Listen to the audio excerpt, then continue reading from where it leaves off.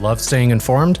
Subscribe now and get unlimited access to local news, weather, and sports for just 99 cents a month for your first 3 months at inforum.news/join.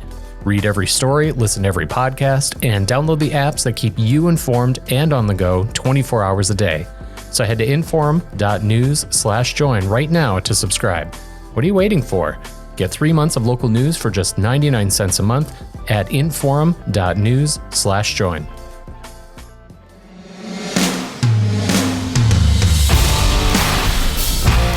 Welcome to the Sports Minute Podcast, brought to you by the sports leader, WDAY.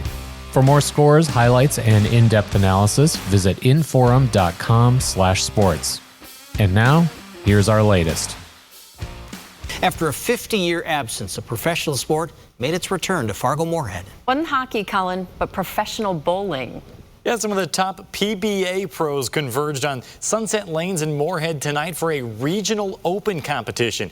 Nearly 70 bowlers from Florida all the way to just here in West Fargo competed for the top spot in front of a crowd of 300. EJ Tackett topped Kris Prather in a thrilling championship round. Tackett was a top 70 national player, was recruited by fellow pro bowler Marshall Kent, who assembled the field. Bismarck native and senior PBA member Jay Fettig organized the event. I knew I was going to have my hands full. He's one of the best in the world, and he proved it there. It was absolutely great turnout. The people were awesome. I think everyone was excited to see, a bunch of the best in the world here. They'll bowl in Mandan next. Perham baseball is on a Cinderella run, chasing its first title. They had to come from behind in the semis today against Fairmont. Gage Onneson flies out to left. Tate Zacharias tags up, books at home. That's an insurance run. Austin Schmeltz closed the game, sends Perham back to the championship for the first time in 10 years. They'll play at CHS Field on Friday. Perham gets Esco. And how about Foston appearing in their first ever state championship game against Lyle Pacelli? Final day of state golf in Minnesota. 2A boys. Carter White of Staples Motley takes the top spot. Rosso's Max Wilson was not far behind.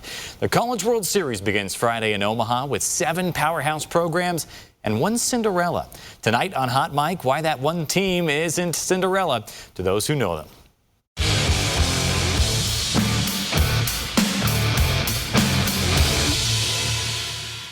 Friday, the Summit League will be represented on one of the biggest stages in college sports, the Baseball World Series in Omaha. Oral Roberts made history last weekend as they beat Oregon to become the first Summit League school to reach the Final 8. When you're talking about a team going to the Men's College World Series, there's not much bigger and better than that. And so I put it right up there with anything, arguably maybe the biggest thing that's happened in league history. And so it's pretty special. Now, I can't say when we televised the Summit League tournament last month, a World Series berth was in this team's future. Yes, they were good, but how good were they? We found out last weekend. I don't know how much cheering will be done by NDSU and SDSU this weekend. The one thing it has a chance to do, it's force those programs to recruit and get better in a hurry to challenge ORU. Because right now, the gap is as wide as it is from Tulsa to Fargo. ORU plays TCU Friday at 1 in Omaha. That'll do it for this episode of the WDAY Sports Minute. For the latest sports coverage from across the region, visit inforum.com/sports and follow Inforum Sports on Facebook or Twitter.